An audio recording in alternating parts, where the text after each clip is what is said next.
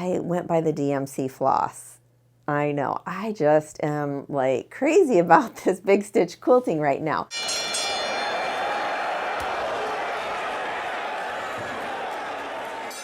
First, let me share with you how I made these quilts, and then you can decide on what you like.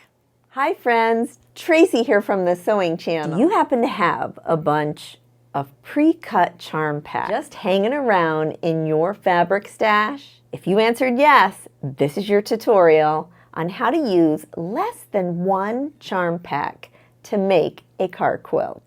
Enough talking already. Let's get busy. This quilt is super simple, trust me. Anyone at any level of quilting can make this quilt here behind me. This one right here. I actually happen to have a couple packs of charm packs in this particular print. And since I'm getting all these grandkids now, I figured I need to make some more card quilts, right? Now, if you don't know what a card quilt is, a while back, months ago, I can't remember when, but I'll post a picture here, I made a card quilt. That card quilt was made with a layer cake, only one, and we even had some left over. This one is made with one charm pack. Now, a charm pack has 42 pieces in it. We are not even going to use all 42 pieces to make this quilt right here. Are you excited? I hope so. Now, I have a cheat sheet here so I don't forget what to tell you all. The first thing you need to do when making this quilt is take your charm pack and pick out 16 focus fabrics, these center fabrics right here. And you will need 16. And you can see these are what I've chosen. And I am really fussy about my prints touching and all that. And, you know, I don't know why I'm like that, but I am. You really don't need to be that fussy with this quilt, honestly. After you've chosen all of your 16 focus fabrics, you should have approximately 26 5-inch squares left. Now, the next thing you're going to do is take those 26 squares that you have left, and you're going to cut them right in half, making a 2.5-inch by 5-inch rectangle. See there, I just took one charm pack piece and sliced it in half, giving me those two halves. You're going to come up to your design wall and take your focus fabric and find what looks good next to it with the 2.5-inch wide by 5-inch piece here on this side and on this side. This is where things could get a little confusing or fussy for you. You see here, I put this one here on this side and then this one here. But now my next block, I want to make sure that there is no seams connected here. Like I wouldn't want this up here because then this would come into that and be a seam straight across here. And I don't want that. So I literally turned this block so it's setting right up against there. So that way when I do connect that together, there's this seam going into, you know, a flat surface there, and there's no bulk and all that. Now you'll probably need to go into that second duplicate pile, and that's okay, but you want to make sure that everything, you know, that you don't have like this right here connected here, because that wouldn't look right, you know, if that red one was there. And hopefully you have enough variety in your charm pack. Now in this next step, I did cut them one at a time as I needed because I didn't want to have a whole lot of waste in this project. I didn't want to cut the half, you know, if I didn't need to, you know, because you're not going to use the whole charm pack. Say I had these two, you know, they were together. I thought, okay, I will cut that one in half, and that one looks good here, and that one looks good there. And then so on and so forth until you fill up the entire board with 4 across and 4 down. The main thing you want to watch out for, though, is that you don't have that straight seam coming all the way across into the next one.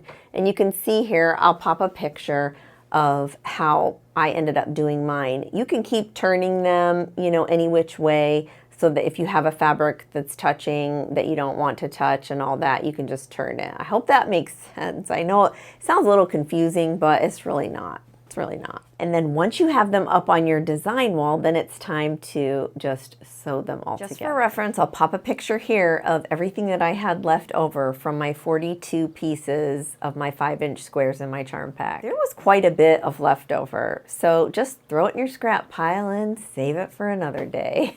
This is the best part about having my design wall right behind me. I'm able to just grab and turn and sew. Now I'm going to be using a scant 1/4 inch seam allowance if anybody cares. All that means is it's just a little less than a 1/4 inch because my foot on my sewing machine is a scant 1/4 inch foot. So it's just easy enough that I just line my fabric up on my sewing foot and sew. Makes life easier. So the first thing I'm going to do is take one of the long pieces and the focal piece, the base piece, and line them up and sew.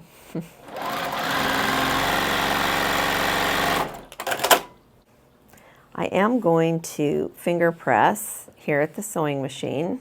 I'm going to lay this right next to me in the orientation that it does go, and I'm going to grab the next 2 pieces and put those right sides together.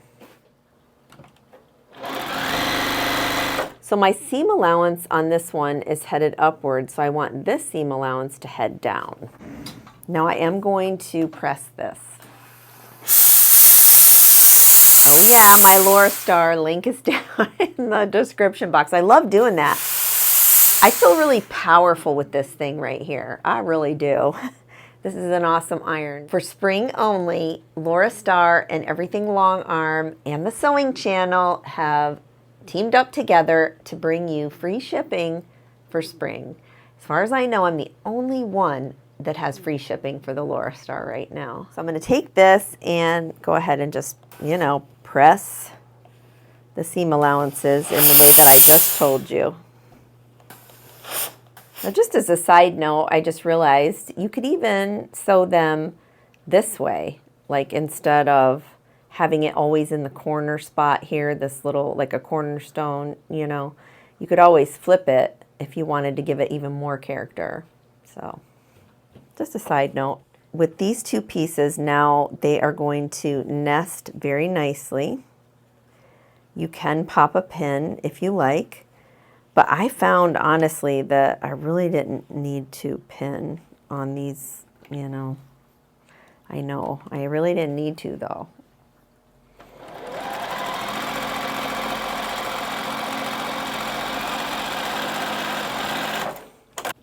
Now when you open that up, you know, that's dead on. For this seam though, I am going to open it. I'm not going to push it to one side or the other.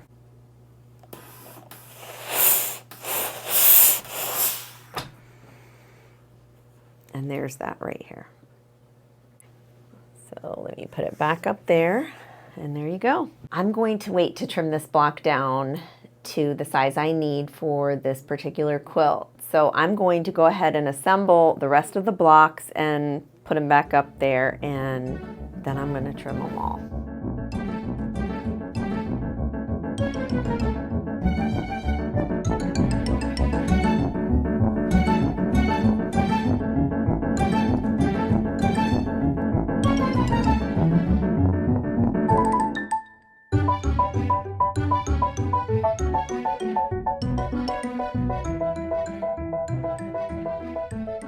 Now it's time to take these blocks and trim them down to 6 3/4 inches square.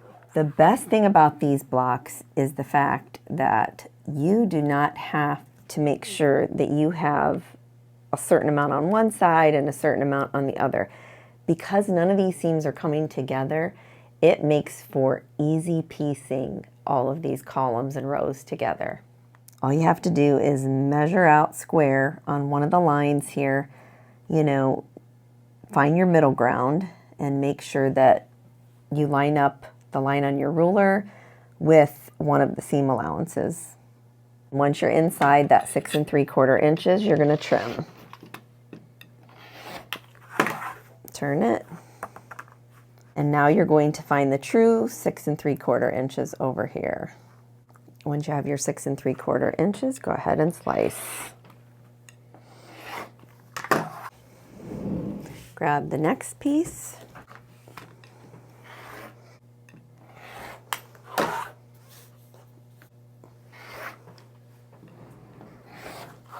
And then line them right back up where you had them. Okay, let me go trim the rest up and I'll meet you back here in a minute.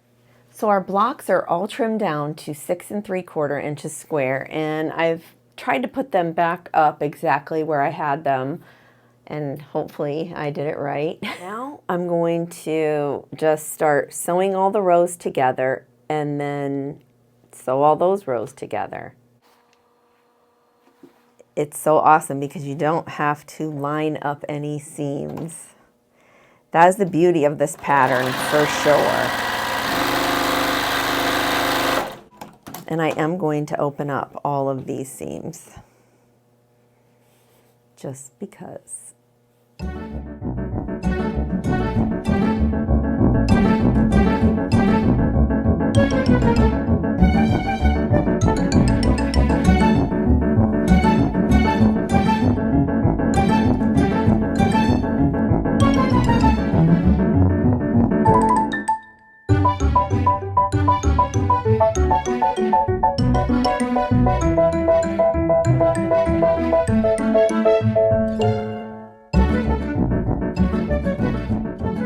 Here's the center of this darling quilt.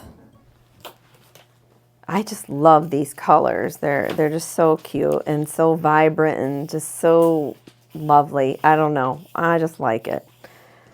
So this measures approximately 25 and a half.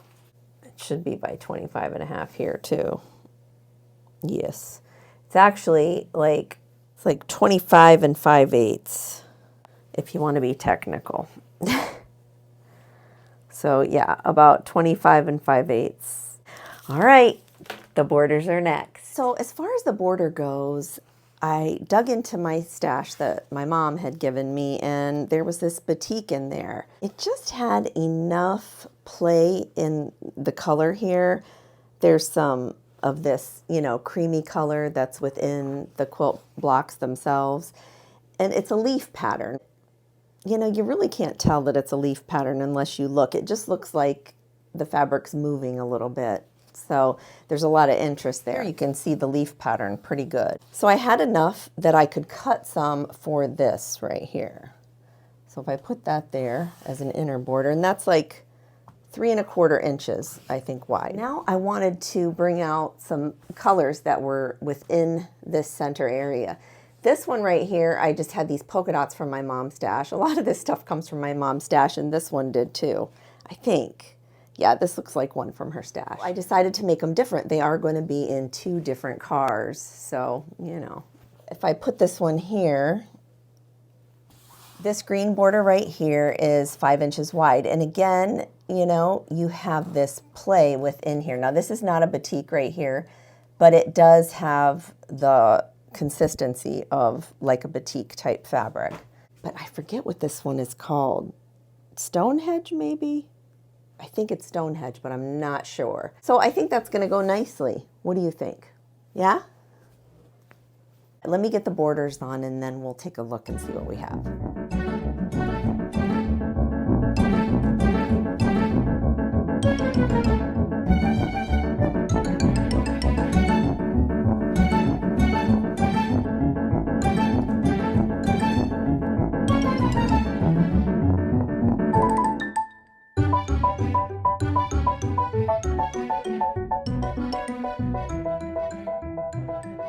What a difference a border makes with the same identical, you know, quilt pattern in the center, right? Yeah. Yeah. I really do like both of these quilts, one with the polka dot and the other one with the green. I mean, you know, what's not to love, right? So I'm probably going to do some minky type fabric on the back, but as far as the batting goes, I don't know. And am I going to free motion quilt one and maybe do some big stitch quilting on the other? Oh, it sounds tempting, right? I don't know. We'll have to wait and see. Both of my quilt tops have been sandwiched. Now I did end up using some flannel that I had on hand, and I had an entire bolt of this. I almost forgot that I bought this when my Joann Fabrics was going out of business in my area, and I bought this whole bolt for like pennies. I mean, it was so cheap. And it was just, you know, a really soft, snuggle gray flannel. So I ended up putting it on the backs of both of these quilt tops. Let me tell you, this stuff is super soft. I mean, it's one of the softer ones I've felt from Snuggle. Because you know how sometimes the flannel may have like just a stiffer texture or something to it, or it's just like, I don't know, weird feeling. This one is really fluid and super soft, so I'm happy about that. So this gray flannel, look at this. It actually brings out that gray beautifully. And it's not a really dark gray and it's not a really light gray, and it has that variegated look in it. Just like, you know, this one isn't one solid color of gray. It's kind of variegated too, in a sense. I had some leftover high loft poly from the diamond quilt that I made for my granddaughter that's coming. I just went ahead and just used the rest of this. And this is really thick poly, and I thought I was buying the same one because I didn't have enough left over, you know, to do yet a second quilt. So I bought this high loft poly, same brand, and you know what? It's really, really thin. So, yeah, I thought I was buying the same thing, but it's not. So you really have to, you know, watch if you really want a thick one. I don't know what you would go with because they both said high loft, so I don't know. Let's talk design for a second for this one anyways. I haven't figured out this one yet. This one is just sandwiched, spray basted and pin basted. And that's the same thing I did with the thinner batting. I spray basted it and then I pin basted it. What I've done with this one already, you can probably tell from the back the best. I just followed all of the lines and tacked it all together with just some straight line quilting. You can't really see it from the front, but it does look, you know, puffy within here. So when I went to Walmart to buy this extra batting so I could make this quilt, I went by the DMC floss. I know, I just am like crazy about this big stitch quilting right now. So I picked up some gray to match the back, of course. Let me show you what I think I'm gonna do. Hopefully you can see this right here. There's some circles that I have drawn here, you know, and one I made a half C circle right there, but there's a big one and they're all different sizes. And I took the gray floss and I big stitch quilted the circles. And the plan, I'm thinking to do this all over the entire quilt. And you can see here on the back the ones that I have done. I don't know, maybe you can, maybe you can't. So I got the gray so it would blend in back here because I really don't like seeing those stitches on the back of the quilt for whatever reason. I like a tighter stitch, but big stitch quilting on the front, I'm totally in. All I did was go in my kitchen and just find a bunch of, you know, different circles. I think this was like a vitamin bottle. This was a lid, a mason jar lid. And I forget what these other two were, but it was, you know, just round things. And I made 4 of them, and these are the 4 templates that I'm going to use to make all the circles.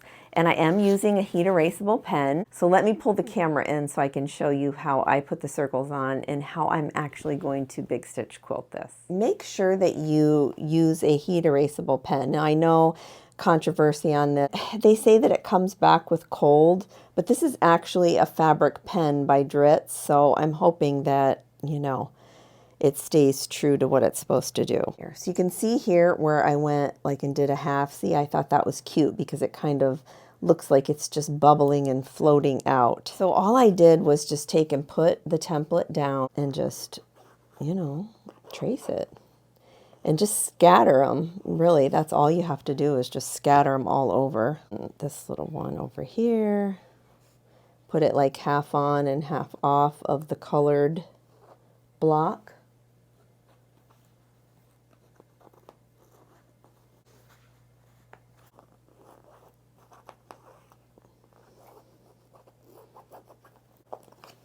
So you have to make sure that you use a sharp needle and your eye has to be big enough to fit your floss in. Now you can use like the DMC number 12 pearl cotton. A lot of people use that, but I'm just using, you know, this DMC floss that is available at Walmart because that's my resource right now. So that way I don't have to run all the way, you know, into the next town and whatnot, because that's where my Joann's is now, is about 40 minutes away. So what you want to do is place your floss out to, you know, where you're going to put it. So you have enough, and you want some overhang of it. So there's that. Snip that. You want to just separate so that you have 3 and 3 strands, just like that. And you can just kind of hold it like that and kind of stretch the tail out, separate, hold them down, and just, you know, so that way it doesn't get tangled. And so then you have 2 pieces. So I can do 2, you know, circles that are this size. And keep track of your needle because it's easy to get lost. So I do wet the ends. They say not to because of the acid in our mouth. You know, it degrades the thread. I don't know. I don't think it's really going to bother it too much. So you're just going to take and wet the end and then just slide it through. And you're going to be working with just, you know, the 3 strands. You don't want to double up and make it 6. Although some people do. So say I want to start right here along this edge of where, or right here because you can see this really good. So there's the curve right there. So I'm going to be stitching this way. So that means I want to insert my needle away from the curve over here somewhere. Go in. I swish mine around a little bit just to grab some of that batting to help get the, you know, the thread tangled in there. And then I'm going to come up somewhere where that line is right there and pull it through. And then I'm going to leave about, you know, 1.5 inches or so out right there. So I'm going this way, and then I'm going to back stitch here, and I'm going to go all through all of the layers. I'm going to try to do like tiny stitches. So that's about, you know, a little less than 1/4. I'm going to go straight down, and my finger is on the back. You can see there I'm moving that with my finger on the back. Right here my finger is. And then, so I'm going straight down, lifting up, and I want to come out in front of that thread right there. So that's, you know, I'm leaving about, you know, 1/4 inch or so. So that's what that looks like. And then you're just going to pull through. And then we'll bury this one here at the end. So then you're going to take the next stitch, the same amount away, rock it up. And I'm going through all the layers, rocking it down and rocking it back up again. And then pulling it through. Go down, rock up. Oh, it's too much. If you feel like you've taken too much, just, you know, take it back a little bit and reinsert it.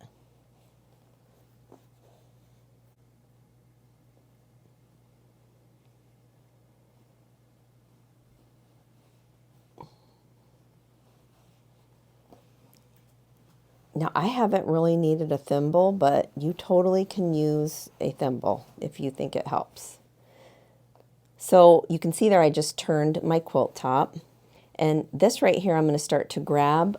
I'm standing up while I do this, so it's a little difficult, but you see here my hand is on the back, and I'm grabbing this like an oven mitt. You see that? Someone had said that online, and I think that's very helpful.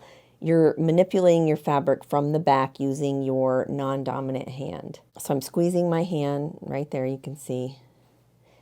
And then I'm going to go in straight down. I'm going to go about, I'm going to try to go a little less than 1/4 inch on each stitch that I take, but you know, it's kind of organic because you're doing it yourself and you can't always get that same stitch. So go straight down, rock it up. It's called this rocking method, you know, when you come up and then you insert your needle back down and then back up again. You're gathering a couple stitches at a time, and it makes it go super quick, trust me. It's so quick. And then you just keep turning your quilt. And since this is a circle, you know, I'm going to be finding myself turning it quite a bit, I think. Go straight down, back up, maybe too much there. There you go.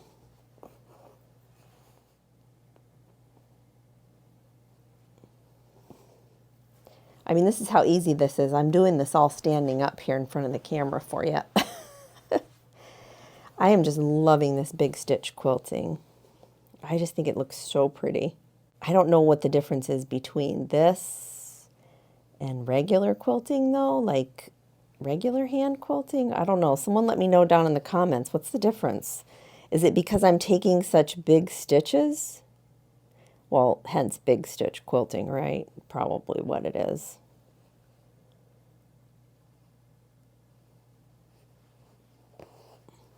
This is so relaxing and so much fun. Like, I have a ton of these circles to do, and I'll probably sit in my living room tonight, you know, throw on a show or something and just stitch all these. And it's going to be so nice. I love it. And since I'm on the end here, I just went ahead and, you know, gathered up a bunch in my hand. But that's not going to be the way to do it once I get in the center.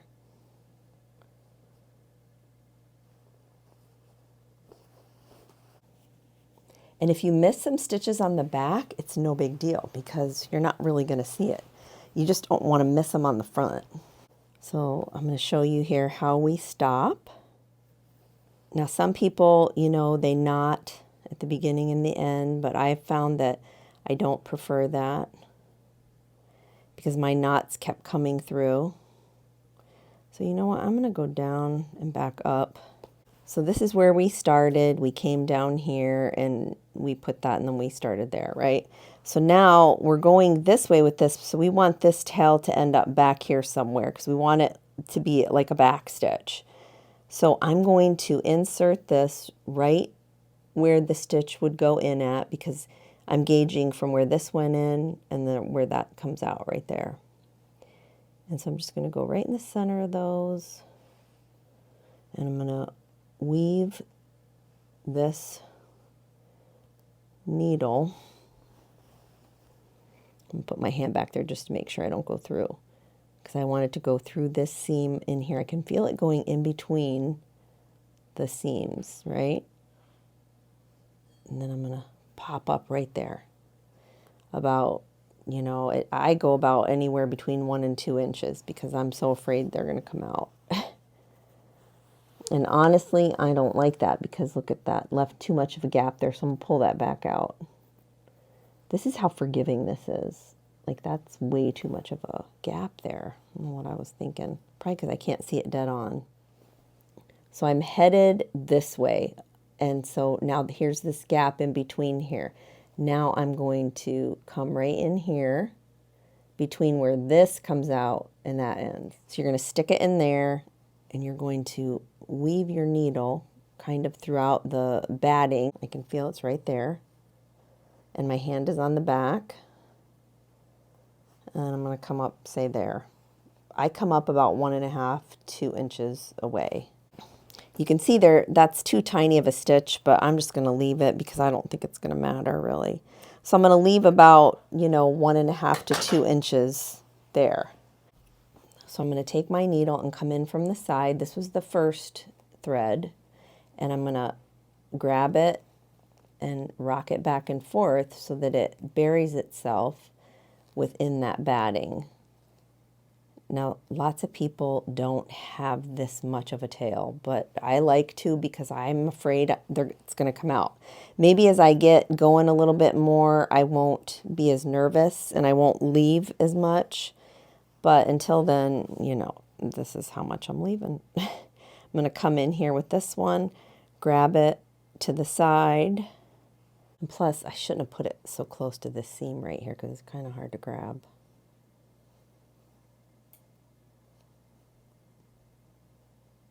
There we go.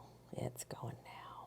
And the needle should not leave a hole either. So once, you know, and kind of just scratch at it, they say, and, you know, it should go away. Let me show you the back.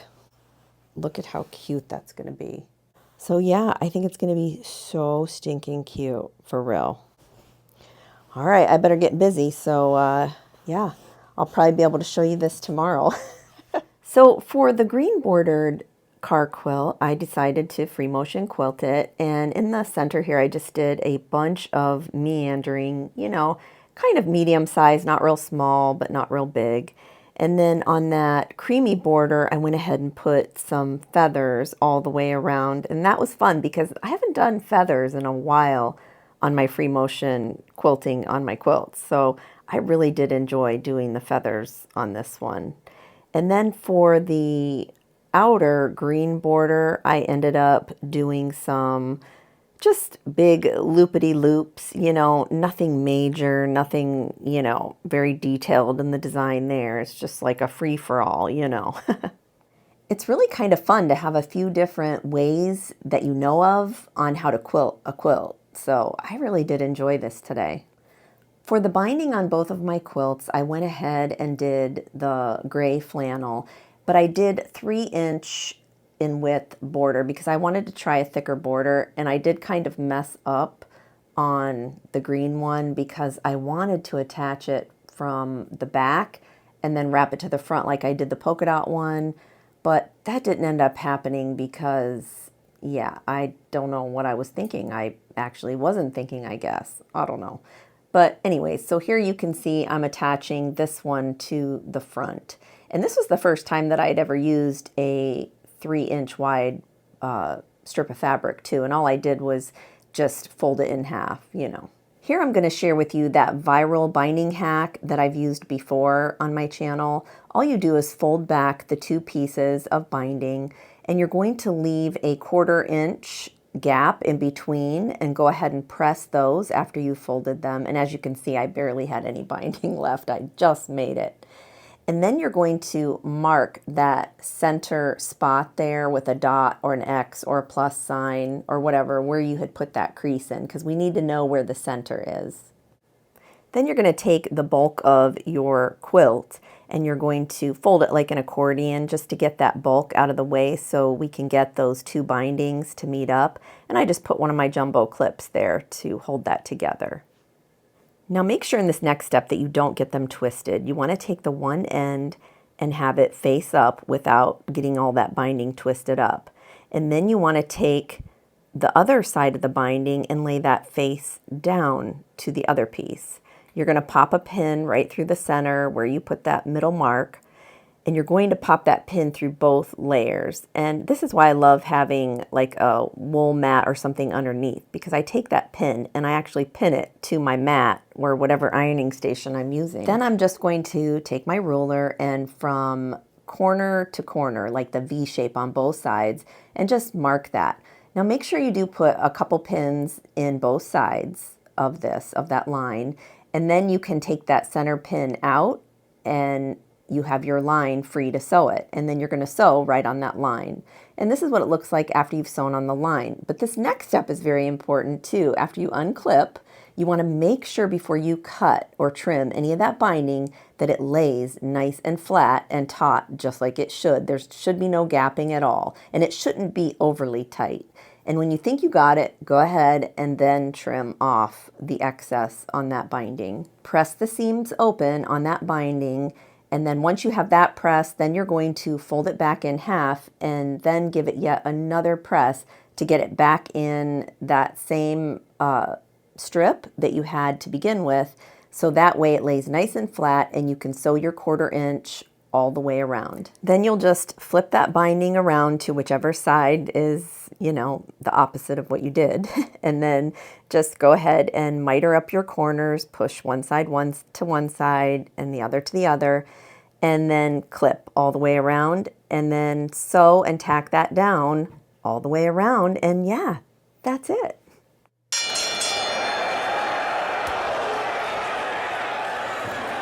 What do you all think? Which one do you like better? Do you prefer hand quilting, or do you prefer the look of machine quilting on the domestic home sewing machine? Honestly, I love both of these quilts. The only thing that really matters when it comes to quilting our own quilts at home is whether or not we enjoy doing it. If you don't enjoy doing it, then don't do it. But if you enjoy doing it, then absolutely you need to learn how to free motion quilt so you can get the look that you want. Or If you don't want a free motion quilt just yet, or even if you know how to free motion quilt like I did, and I tried big stitch hand quilting, I think I've fallen in love with this right here. I love just sitting on my couch, taking my sewing out to a different room. I think that's what it is. I don't know. And I like just sitting there in a different spot and just hand sewing. There's something very tranquil about it. I don't know. Do you feel the same way about hand sewing that I do? Is it like a tranquil, kind of just very peaceful sewing, right? I don't know. You let me know in the comments though. And you know what? You don't even need to pick whether or not you want to hand sew or whether or not you want a free motion quilt. You can do both of them together. I mean, you could have a really stunning quilt if you just sit down and just like design it, right? It's so much fun making these car quilts for my grandbabies. I hope you enjoyed the process right along with me. Until next time on the Sewing Channel, take care.